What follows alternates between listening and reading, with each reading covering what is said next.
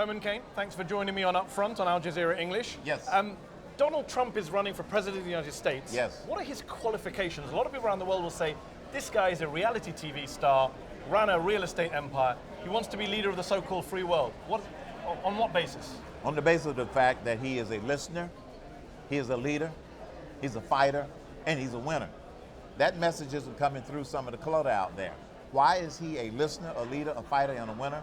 If you look at the proposals he's put on the table that don't always make it through the clutter and the noise, you wouldn't wonder why he's being considered for president. To be commander-in-chief, nuclear codes. Qualifications start with knowing how to listen, surround yourself with good people, and then lead. Those are the qualifications. You don't build a multi-billion-dollar company if you don't know how to listen, surround yourself with people, and lead. Those are the qualifications. He's running the biggest economy, most powerful nation on earth. Good. What's wrong with that? But he says I don't know the difference. He says I don't know the difference. Now, let me ask you this. Let me ask you the question. No. I'm doing the interview. I'm doing the interview. You asked this question. Okay, you asked me a question that I'll ask you one. Qualifications. Yes. What do you consider to be good qualifications? Politics? Knowledge of the world? He said he doesn't know the difference between Hamas and Hezbollah. He doesn't have to know the difference between Hamas and Hezbollah. When you ran for president, you said, I don't know who the president of Uzbeki stands. Exactly, because you didn't need to know those. You didn't need to know the answers. You didn't need to know the answers to those questions until you were in the situation where you needed to make a decision. Won't it be too late? Nope, wouldn't be too late. No. Here's what a leader does.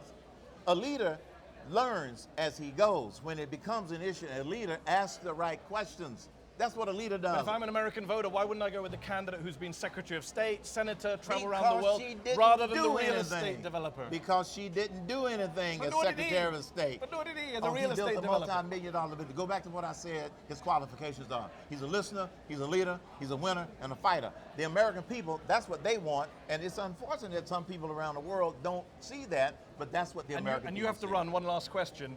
Do you support his ban on Muslims coming into the US? A lot of people around the world are saying, what kind of racist leader says he's going to ban 1.6 billion? He did not say that, sir.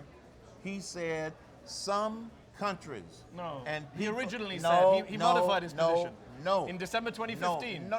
Said Donald J. Trump is announcing a ban. No. Let me explain something. I'm a radio talk show host. I have to follow this stuff all the time. I have to talk about this stuff all the time. I remember the very first time he said it. So do I. What got back to you was a ban on all Muslims. That's what he said. No, it's not what he said.